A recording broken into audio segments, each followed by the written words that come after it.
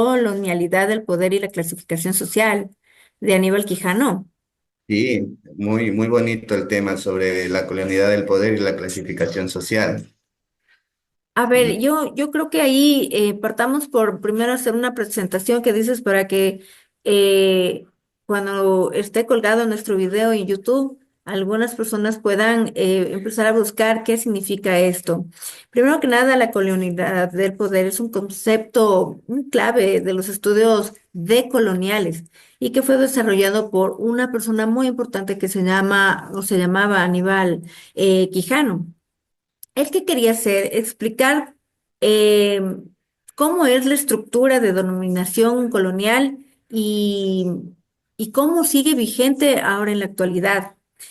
Él argumentaba que los países colonializados lograron su independencia, ¿cierto? Nosotros logramos esa independencia, pero hay una colonialidad que sigue operando a través, por ejemplo, de las relaciones económicas, la explotación, las políticas, la, ¿qué más? Las relaciones sociales y también estas epistemológicas o llamadas el conocimiento. Entonces ahí viene una cosa también muy interesante que debemos tomarla en cuenta, dos palabras muy claves, el colonialismo y colonialidad. El colonialismo hace referencia al dominio directo de un país sobre otro.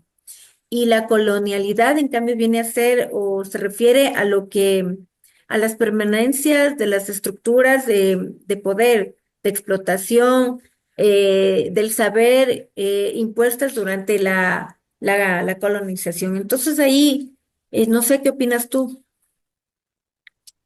sí, Alex, comparto tu análisis. Mira, dentro del territorio, como tú lo acabaste de decir, las estructuras coloniales, como son las jerarquías raciales, económicas, culturales y la epitérmica. Esta visión no solo resalta la persistencia de estas dinámicas, sino que se las puede situar en partes integral de la modernidad, tanto en nuestra política pública de ahora, como por ejemplo, un caso singular, la política pública de inclusión social en este caso dentro de mi cantón, digamos, el Carmen. ¿Cómo me afecta esta política tanto en lo económico, en lo cultural y en lo racial, ¿verdad? Tanto por la discriminación de personas con discapacidad, te estoy hablando, en el sentido de que políticas públicas en la salud pública no se están cumpliendo a cabal. O sea, cierta forma es como hacer una propuesta fuera de contexto en lo que es cultural, digamos, perdón, económicas, porque la persona, habiendo hospital tipo C aquí, tienen que buscar otros hospitales, Santo Domingo, Manabí. O sea, es gasto económico que esa persona no tiene y no cuenta con ese servicio. Entonces, prácticamente se vive la colonialidad actualmente en nuestro medio hasta ahora. Por eso es clave para comprender que el colonialismo no fue un evento histórico cerrado, sino que es un proceso en curso que organiza el mundo contemporáneo, como tú lo decías.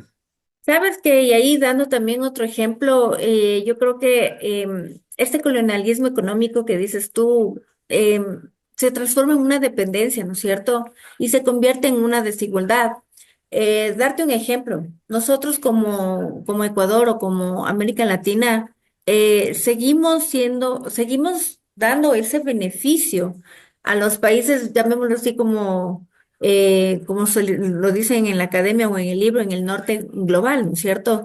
Donde, por ejemplo, las transnacionales, las grandes empresas, nos siguen explotando nuestros recursos, ¿no es cierto? Siguen explotando nuestros recursos naturales, no solo en América Latina, sino en África, en Asia. Y, por ejemplo, hay productos que nosotros generamos como materia prima que las exportamos. Sin embargo, estos grandes países, los norte global, producen o manufacturan, pero estos productos de alto valor, pero solo para Estados Unidos y Europa. y para acá América Latina nada. Otra cosa también que te puedo ahí enfatizar y ampliando un poquito el tema, hablar del extractivismo también se sigue considerando como una forma, sigue funcionando como en la colonia, ¿no es cierto? Porque Una antes. dependencia económica, podríamos decir. Exacto, porque antes, por ejemplo, los europeos vinieron acá a América Latina, saquearon todo el oro, toda la plata, todos nuestros recursos, pero nuevamente, como te digo, vienen estas empresas extranjeras y extraen nuestro petróleo, nuestros minerales, nuestros recursos. Y ahí te doy un ejemplo, no sé si te recuerdas tú que está El de coyuntura y eurocentrismo. calientito, el tema de la venta del campo Sacha. Es un campo muy importante que lo quieren vender, tomando en cuenta que la producción de este campo es de más de 70.000 barriles y que esto contribuye, lo que dices tú, a proyectos sociales y de infraestructura. Pero ¿qué va a pasar? ¿Quiénes se van a beneficiar? Estas empresas extranjeras. ¿Y qué va a pasar con nosotros? Nos quedamos sin nada.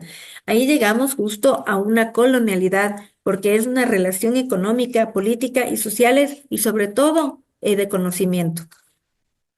Claro, bueno, como tú sabes, el eurocentrismo que se enfoca dentro de este análisis de la colonialidad está vinculado a fenómenos históricos como la colonialización y las desigualdades contemporáneas. Vamos a un ejemplo claro, lo que pasaba en el 2000 cuando fue la dolarización en Ecuador. Muchos emigrantes emigraron al continente europeo. Pero nosotros allá siempre hemos sido vistos como un nivel mínimo, o sea, en el nivel social, o sea, somos lo peor. Para ellos, ellos siempre se han creído la exclusión, la máxima autoridad. Nosotros solo servimos para limpiar baños o para hacer agricultura o para trabajar de lavar platos, más no podemos ser emprendedores, no podemos ser empresarios.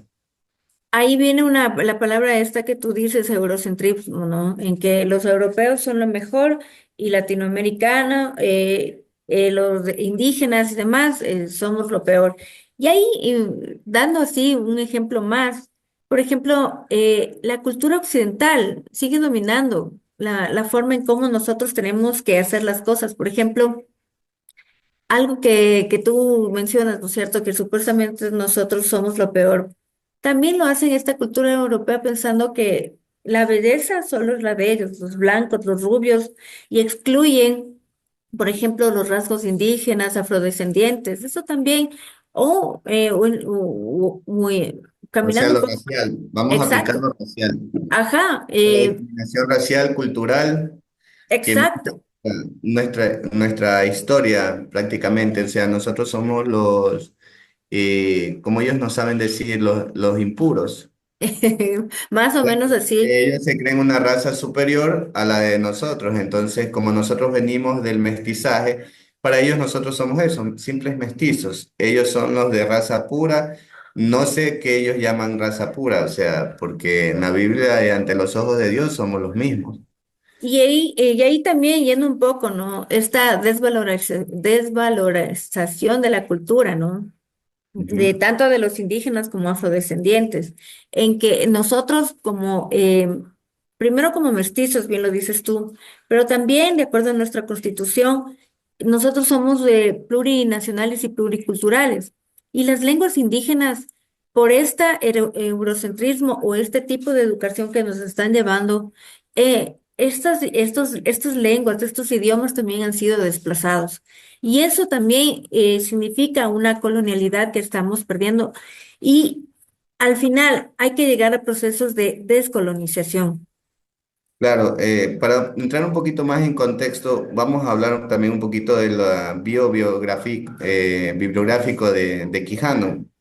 Aníbal Quijano fue un sociólogo peruano destacado por su capacidad de articular teorías críticas que explican las dinámicas globales de dominación y subordinación, publicado en el año 2000, que este texto refleja un momento de consolidación y pensamiento decolonial de América Latina en el contexto en el que los debates sobre la globalización, postcolonialismo y capitalismo estaban en auge. Y enfatizando con esto, ¿no es cierto? Aníbal Quijano, un sociólogo peruano que nació en 1928 y muere nomás, no hace mucho, en el 2018, hilando con lo que tú dices, es un trabajo muy influyente en los estudios sobre globalización, epistemología y teoría de la cultura. Claro, Sobre todo, exactamente, y en los años 90 introduce el concepto de colonialidad del poder, que es el libro que lo estamos tratando en este momento. claro. Y Desaf- dentro de este libro tenemos también lo que es la colonialidad del saber, también exclusión y eurocentrismo, que la crítica de Quijano sobre el eurocentrismo como herramienta de dominación es especialmente relevante en el contexto educativo cultural. Como tú decías, el nivel educativo, tanto en nuestro país, que no está dialéctico para las personas de la Amazonía o en este sentido, sí, los saberes indígenas, afrodescendientes. Claro, y tomando nuevamente esta palabra que dice colonialidad del poder, desafía esta idea de la modernidad, ¿no es cierto? Y que habla de un proceso neutral o de un proceso positivo para toda la sociedad que estamos ahora. Pero hay dos obras muy claves que tiene Aníbal Quijano. La una es la colonialidad del poder, eurocentrismo y América Latina del 2000, que expone como la clasificación racial impuesta en la colonia y que sigue estructurando las relaciones globales. Y la otra es la colonialidad y modernidad, racionalidad del 2007, que explora cómo los conocimientos modernos han sido construidos sobre bases coloniales y que excluye otras formas del saber. Y Claro, solo para la- ahí, dale ahí que no, luego le enlazamos, solo dale. para recalcarte que también dentro de esto, de la colonialidad, las lenguas indígenas como el quichua y el shuar son regaladas normalmente, o sea, dificultando su preservación y transmisión general, o sea, ya se está Exacto. perdiendo esas lenguas. Entonces, para hacer una crítica constructiva, podríamos decir que esta conclusión requiere esfuerzo por descolonizar los currículos educativos, dando espacio a epistemologías alternativas y reconocimiento de la pluralaridad del conocimiento. O sea, lo que tú decías que debe hacerse la descolonización del sistema educativo. Y ahí viene solo para hacer un impacto también en el pensamiento, podríamos decir, latinoamericano. Con lo que escribió Aníbal Quijano, inspiró a otras personas, ¿no es cierto? Y ahí vamos a hablar que inspiró a Walter Minolo, a Enrique Dussel, a Catarina Walsh, entre otros. Entonces, si retomamos un poco esto de la parte de quién fue Aníbal Quijano, podríamos también ver cómo estas facetas, como dices tú, estos planes de estudio eurocéntricos, cómo incidieron en el Ecuador. Y viene a ser ahí lo que dices tú, ¿no es cierto?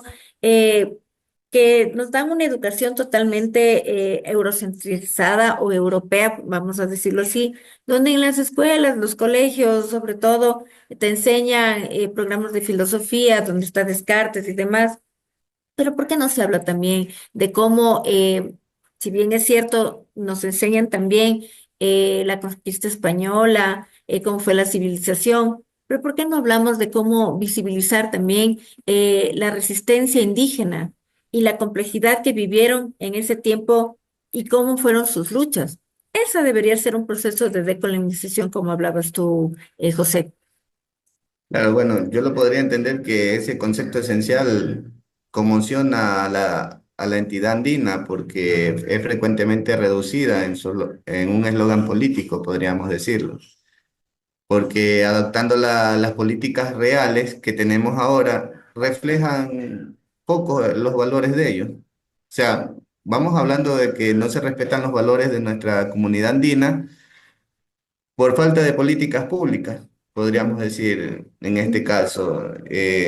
podríamos también aplicar la crítica de Quijano, que es importante, ya que valida el trabajo en complementación, como tú decías, de, bueno, vamos a ponerlo en este término, también fue criticado por Silvia Rivera Cusicanqui, creo que. Ujú. No, sí, correcto. Claro, mira, ella era una gran crítica de Quijano, entonces, ¿por qué? Porque ella le señalaba abstractamente la teoría de Quijano, o sea, proponiendo que Quijano rescataba las resistencias locales y específicas. Sí.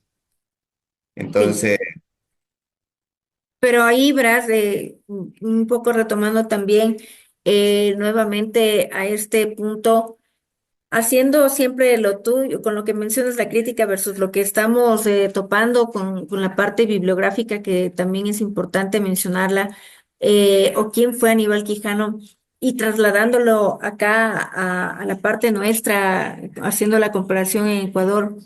Ahí a veces se siente, ¿no es cierto?, esta imposición de la lengua española en la educación de nosotros, y ahí viene lo que mencionabas hace un rato. Nosotros tenemos una constitución donde el Ecuador es plurinacional, con al menos 14 nacionalidades y 18 pueblos indígenas. Pero aquí existe una colonialidad muy, muy dura, en la cual para los pueblos indígenas no es fácil acceder a la educación, porque de por sí ya pierden su lengua materna para poder entrar a estudiar y tienen que estudiar en español. Y eso es una parte en la que debemos entrar a ese proceso de colonialidad, porque si bien es cierto, seguimos con este dominio, pero también existe esta permanencia de estas epistemologías, de estos saberes impuestos. Entonces, volviendo con lo tuyo, de hacer una crítica, que ya estaríamos topando el punto 3 de cuáles fueron las críticas que le realizaron a Quijano. Hay una que también me parece muy importante, que vale mencionarlo, y es que con esta situación de, por ejemplo, de Walter Minolo también, él que argumentaba en cuanto a la situación, a la crítica que le hacía Aníbal Quijano, decía que la colonialidad se mantiene a través de instituciones educativas, por eso te daba este ejemplo, ¿no es cierto? O los medios de comunicación, o los sistemas científicos, eh, donde deslegitiman los saberes, lo que te decía, ¿cierto? Que los indígenas en sí no pueden estudiar, y que todavía falta política pública, que es lo que decías tú, para una educación bilingüe en la que ellos puedan estudiar, y que de eso viene el proceso de decolonización, ¿cierto? sí, Entonces, por ejemplo, y ahí solo con esto para enfatizar, deslegitiman estos saberes y, por ejemplo, se impone la medicina occidental, pero también se ignora el conocimiento medicinal que tienen los indígenas. Y muchos de estos eurocentrismos lo consideran místico, supersticioso. No sé, ahí avanzando con las críticas que le podían haber claro, hecho. y una de esas también de las críticas que me gustó dentro del colonialismo es que María Lugones introdujo también la colonialidad del género, era que antes tú me decías también. Ujú. Y acordémonos que las críticas desde el feminismo decolonial, como María Lugones y Ochi Curriel, han explorado como jerarquías de género y sexualidad, que reflexionando a esto, podemos compararlo también con con el feminismo indígena como resistencia de la colonialidad, que es Y un tema muy, ahí, muy y bueno. ahí, sí, sí, y basándonos con esto, hay una cosa que llama mucho la atención, y abordándolo, existe un feminismo occidental y un feminismo indígena, ¿no? Que a veces debería, no sé si es que está bien tomado como que fuese transversal, o más bien dicho, un feminismo occidental que apunta a sus necesidades versus un feminismo indígena que busca, por ejemplo, entre sus propuestas, es realmente proteger a la Pachamama, Sí, proteger los saberes, proteger los saberes culturales y también los saberes de lengua. Entonces, tomando nuevamente un poco otra persona que también realizó una crítica, que fue Enrique Dussel. Y ahí no sé qué te parece a ti. Le critica porque no profundizó el papel del cristianismo. Y yo creo que sí también es parte fundamental en la colonialidad o el colonialismo en sí, porque cuando llegaron los españoles acá, eh, evangelizaron a la fuerza a los indígenas. Y trataron y buscaron toda forma de destruir, por ejemplo, los templos que se tenían, eh, la adoración que tenían a ciertas cosas que eran politeístas, que creían en el sol, en la luna, y en esos procesos. Eso dice Dussel que también no debía haberse tomado en cuenta y no lo hizo. Ya, Dussel lo transformó a la transmodernidad, más o menos, que buscaba superar el eurocentrismo mediante diálogos culturales. Como por ejemplo, como tú dices, dentro de las críticas de la teoría, se enfocó más en reducir que los pueblos sean oprimidos, como tú dices, por los españoles, Ujú, destacando una lucha de locales entre obligarlos a que ellos se evangelicen para que dejen de creer en sus propias culturas, ujú. cosa que se perdió mucha identidad cultural dentro de esta colonialización y totalmente se perdió eso. Ya no se hace pocas son las comunidades indígenas que mantienen sus tradiciones, pero ya con el pasar también de la modernidad, se van perdiendo se van perdiendo toda tradición, como por ejemplo acá en Manabí, ya las tradiciones, los rodeos montubios ya son pocos, los amorfinos ya se han ido perdiendo, ya pocos son las personas que se saben un amorfino. Entonces, el modernismo, aquí entraría también el modernismo porque se están perdiendo muchas enseñanzas antiguas, tradiciones. Entonces, eso deberíamos recuperar en una política pública, que sería muy bueno ahorita en esto, recuperar todas esas tradiciones de nuestro Ecuador, porque son muy bonitas. Y eso es turístico, o sea, imagínate que llegue a acabar lo que es la reserva petrolera. El Ecuador debe ver ya una visión más turística para tener su propio conocimiento de capital económico, porque si no, ¿de qué vivimos? Y partiendo con esto que seguimos un poco con estas críticas y cómo esto, esta educación eurocentrada, eurocentrismo, más bien, cómo se manifiesta el eurocentrismo en la educación ecuatoriana.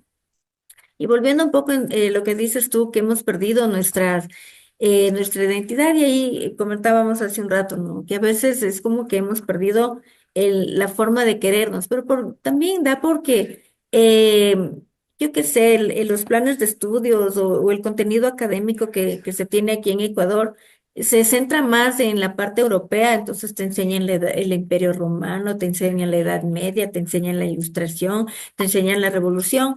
Pero también, ¿por qué no te enseñan, por ejemplo, eh, qué hicieron los líderes indígenas aquí? Como por ejemplo Rumiñahui, como por ejemplo esta gran mujer, hablando nuevamente del feminismo, ¿qué hizo Dolores Cacuango, que luchó contra la opresión, que es justamente la opresión colonial y la republicana que se vivió? Nuevamente, la marginación de los saberes, ¿no? Entonces, por ahí viene. Y nuevamente el volver al idioma como una de las partes en la cual decimos que debe haber una educación intercultural bilingüe a la cual nosotros podamos eh, ir avanzando en eso. Y lo que hablabas tú, el idioma quichua se está perdiendo porque justamente no hay política pública o desde el Ministerio de Educación no fomentan. ¿Por qué? Por lo que hablabas tú, porque nos siguen reduciendo el presupuesto en educación y no le dan la importancia porque no quieren que se preparen estas comunidades. dentro de nuestra política pública es urgente replantear la educación en el Ecuador para que nuestra historia no se pierda. O sea, formar líderes con ese pensamiento. Esperemos que eso se vuelva a cumplir, ya que anteriormente el presidente Correa lo hizo.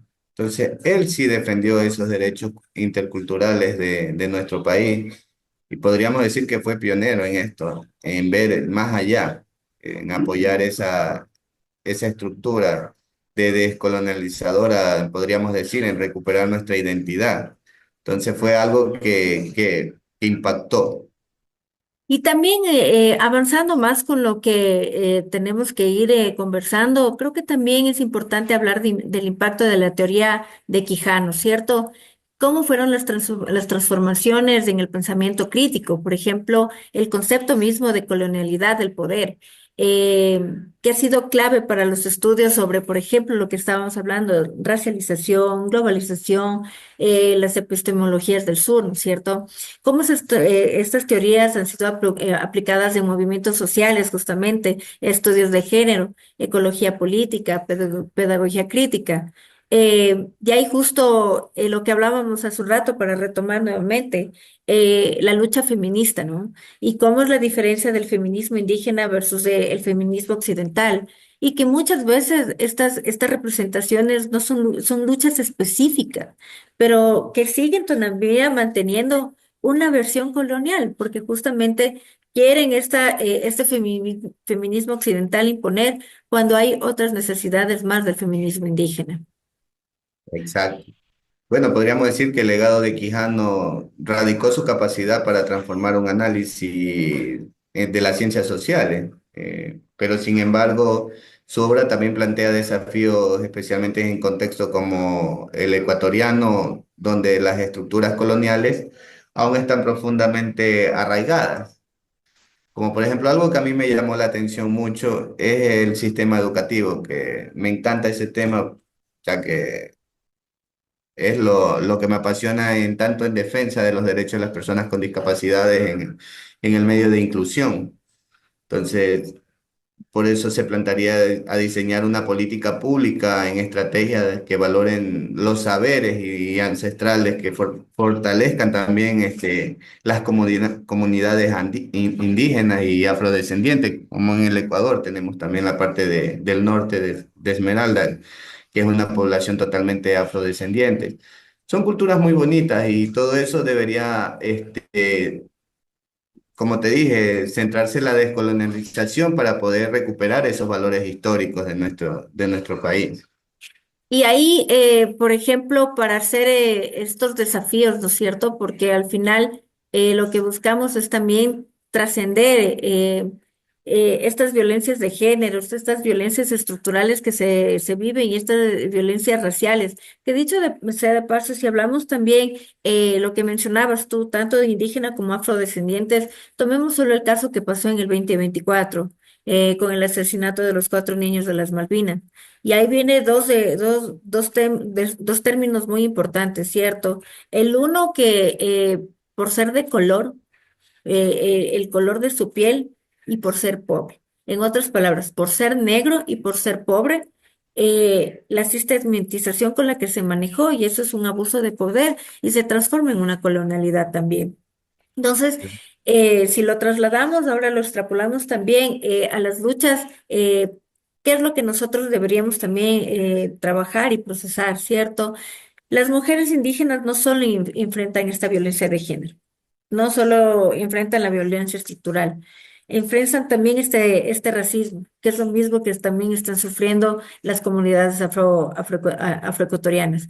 Y eso, al final, debe buscarse una política pública que reconozcan las formas de justicia de ellos también. O sea, me refiero a que reconocer lo que en estricto derecho son los afrodescendientes o los afroecuatorianos. Y lo que han hecho también son, por ejemplo, las comunidades indígenas.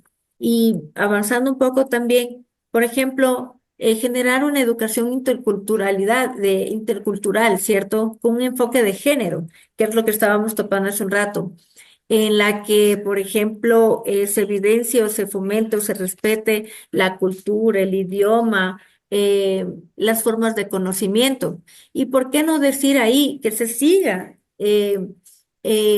dando a conocer, como por ejemplo en la prefectura de Pichincha, que siempre enaltecen el trabajo de la lideresa y como líder que tiene que ser de Dolores Cacuango? Entonces, yo sí lo enfatizaré porque fue la pionera de la creación de las escuelas bilingües en quichua y en español, como una forma, como una parte de lucha feminista e indígena en el Ecuador para salir de la colonialidad.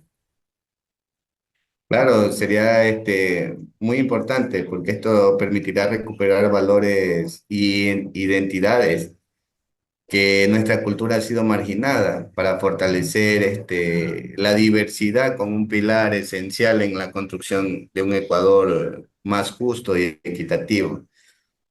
Eso Eh, también, Sí, sigue. dentro de estas conclusiones, como ya te decía, es necesario crear políticas porque desde ahí partimos. Si no hay esa creación de las políticas públicas, el abuso de poder se va a mantener. Las intersecciones de violación van a seguir, tanto en el feminismo como las mujeres indígenas, no solo lidian con con la violencia de género, sino que también con los racismos, porque todavía se sigue, de parte de nosotros también los ecuatorianos, somos, los costeños somos bien raciales, que el mono, que el hongo, que el indio cochino. Entonces etiquetamos a esas personas sin conocer. Entonces tenemos que cambiar toda esa estructura que nos ha dejado lo europeo. O sea, nosotros también debemos de saber de dónde venimos, de dónde somos. Por ejemplo, a mí en el colegio, aunque te suene broma, a mí siempre me decían, ¿y tú de qué eres? Yo le digo, yo soy descendiente de Atahualpa. Lógicamente lo soy porque soy ecuatoriano. Y además Entonces, somos mestizos exacto, pero ajá. muchos compañeros se reían, pero yo en forma cierta siempre me consideré así. O sea, yo desciendo de Atahualpa y me siento orgulloso Y es, porque es y, nuestro orgullo. Exactamente, y esto nos lleva también a ver qué cambió con la teoría de Quijano, ¿no es cierto? ¿Cuáles son las nuevas perspectivas que se tienen? Y una de esas es justamente que se sigue visibilizando la persistencia de la colonialidad en un podríamos decirlo, en un capitalismo que todavía, un capitalismo global, ¿no es cierto? También un cambio en la forma de entender lo que te decía, el capitalismo como una estructura racializada, colonial. eh, y de ahí tendríamos que hacer estas aperturas que decimos nosotros, ¿cierto? Una apertura del debate a la decolonización del conocimiento, de las prácticas de resistencia, sobre todo en la educación y en la política.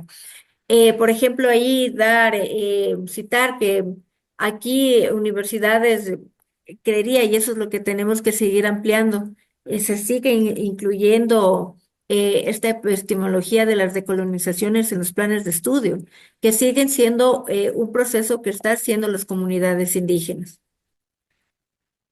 Claro, debería ser como tú dices, debería ser una política que fomente la educación y la interculturalidad con un enfoque de género. Y también, por ejemplo, una desvinculación, por ejemplo, del Estado en sí que te impone ciertas de una estructura, un plan académico a estudiar y no y basarse también en la realidad comunitaria en la que viven los indígenas. Por ejemplo, yo no sé, con el eurocentrismo o la educación europea hacen estudiantes individuales, pero lo que se busca con esta educación bilingüe en la que se vincula a los indígenas, debe ser una educación basada en valores de reciprocidad, de comunidad, de armonía con la naturaleza, que muchas veces se está perdiendo, ¿cierto? Y ahí, por ejemplo, que los niños aprendan desde pequeños sobre la agricultura, sobre la medicina tradicional, sobre el respeto a la Pachamama. Son cosas que se deben ir realizando.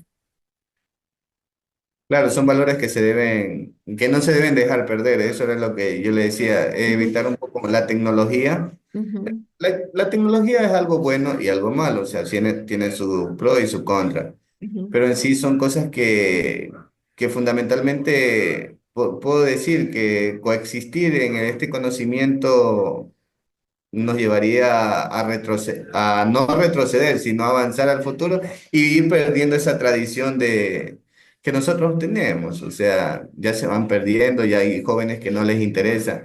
Por ejemplo, en Otavalo hay la tradición de que no se pueden cortar su cabello, Exactamente. pero ya hay jóvenes que no les importa respetar sus tradiciones o sus creencias. Ya ellos ya no se sienten, ya no se identifican, sea, están perdiendo identidad de sus raíces. Entonces, eso es lo que no queremos.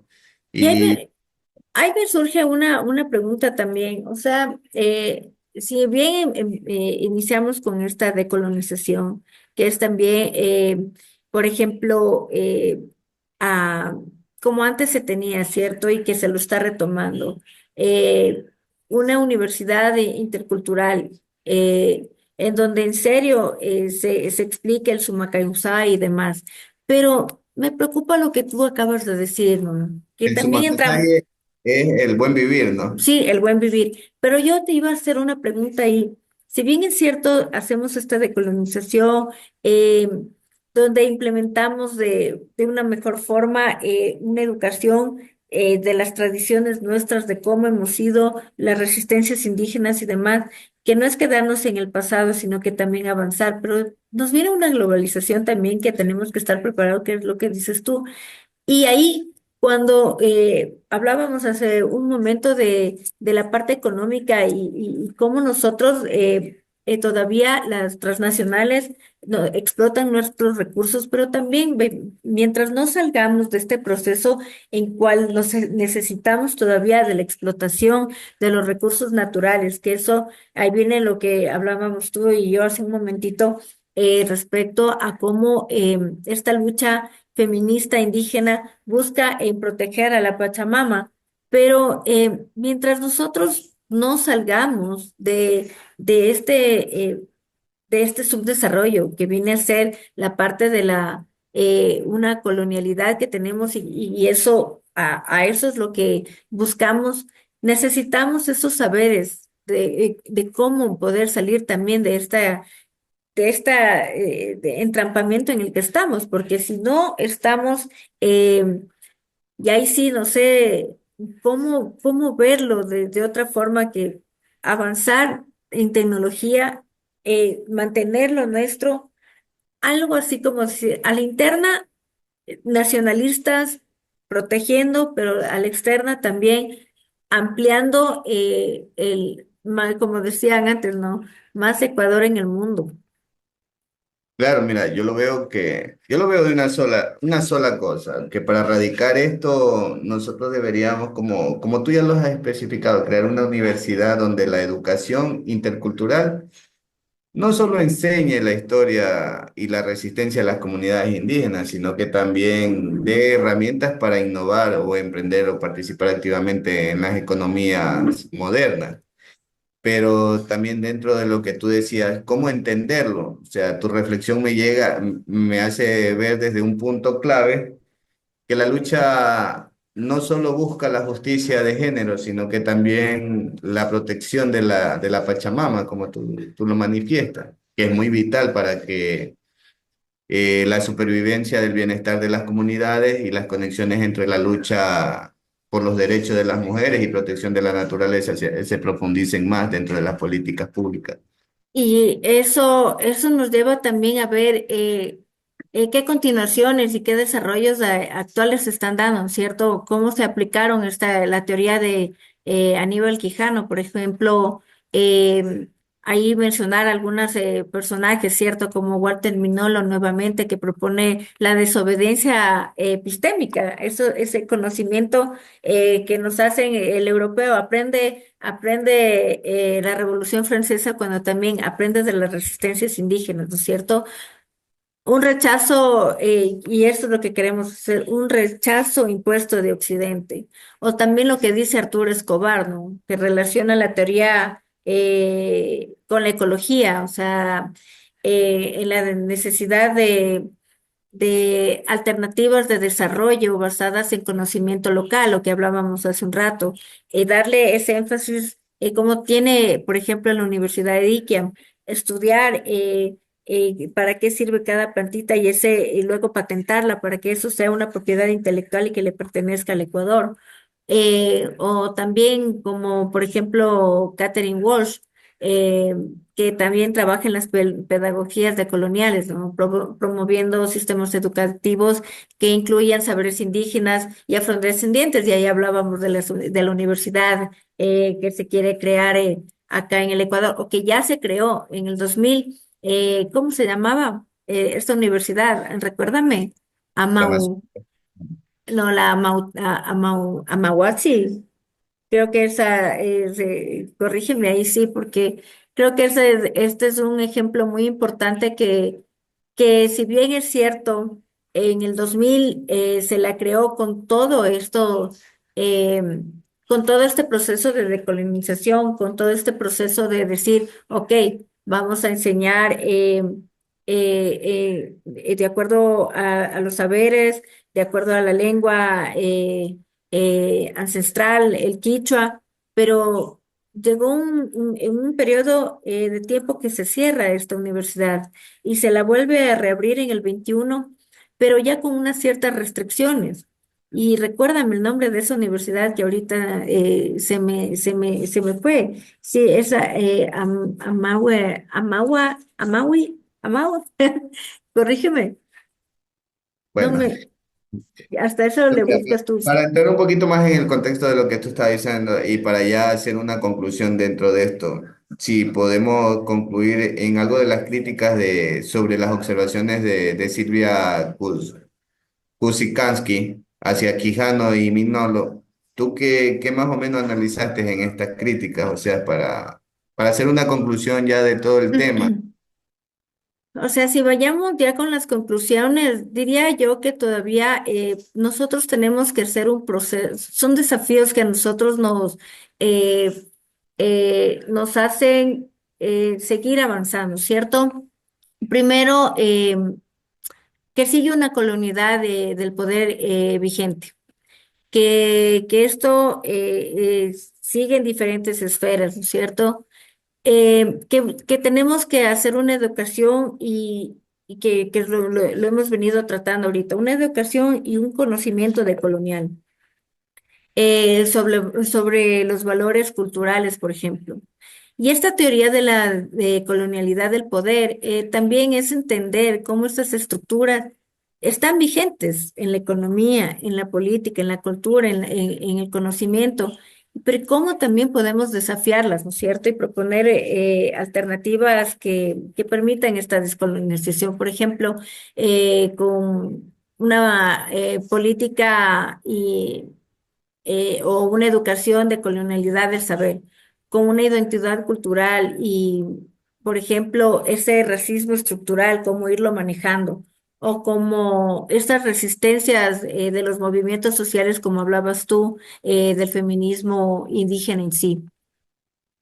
Ya, mira, algo que me llamó la atención mucho en el informe de Silvia Rivera, al momento de criticar el pensamiento colonial, ella dice, la tensión entre el origen comunitario y local de muchas de estas ideas y su posterior institucionalización en espacios académicos y globales. Desde una perspectiva política, las observaciones exigen replanteamiento de las relaciones entre el conocimiento y la lucha sociales.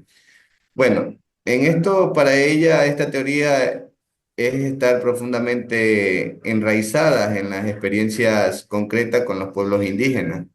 O sea, ella siempre mantiene que los campesinos y otros sectores son marginados, que es lo que se vive actualmente en nuestro país. Ujú, Para hacer una conclusión en la base general de todo esto, en el análisis de la colonialidad del poder del artículo de Quijano, nos evidencia que las continuidades del colonialismo en las estructuras contemporáneas ofrecen herramientas para pensar en alternativas descolonizadoras, que es muy bueno, o sea, pero como dice Rivera, ella contradice esto, entonces también es muy bueno el debate, o sea, saber por qué. Si descolonizamos Y eso lo hicimos dentro del curso, nos pusimos a ver si se podía descolonizar. ¿Tú qué opinas de eso? Yo creo que hay que transformar esas estructuras coloniales, o sea, eso es un hecho. Y tenemos que promover modelos de desarrollo, de gobernanza, de educación, que respondan a una realidad humana, o sea, a una realidad plurinacional que vivimos. Sea, También el reto, ajá, el reto de respetaría la avanzar hacia una decolonización perspectiva. real. Sí, Claro, lo más eficiente, como tú y lo habíamos analizado dentro de este texto, es replantear las políticas en el sistema educativo y las luchas sociales para que exacto. la perspectiva intercultural valore la diversidad y la epitemística cultural del país. Entonces, Claro, como te decía, ¿no? Que es el reto de avanzar hacia una decolonización real para los pueblos indígenas, para los afroecuatorianos, sobre todo para que tengan ese poder sobre sus propios derechos, sobre sus propios destinos y que no sean sujetos subordinados, sino que se pertenezcan, que formen parte y que formen parte del Estado ecuatoriano. claro, bueno, la combinación de estos enfoques y de estas teorías son muy interesantes dentro de nuestra población actualmente. Entonces, nos quedó corto el tiempo para seguir evaluando. Bueno, hasta aquí hemos aportado un poco al conocimiento de la teoría del colonialismo. Entonces, me pareció muy buena la intervención que realizaste y el manejo del tema que también lo tienes, prácticamente porque lo has vivido, tal vez.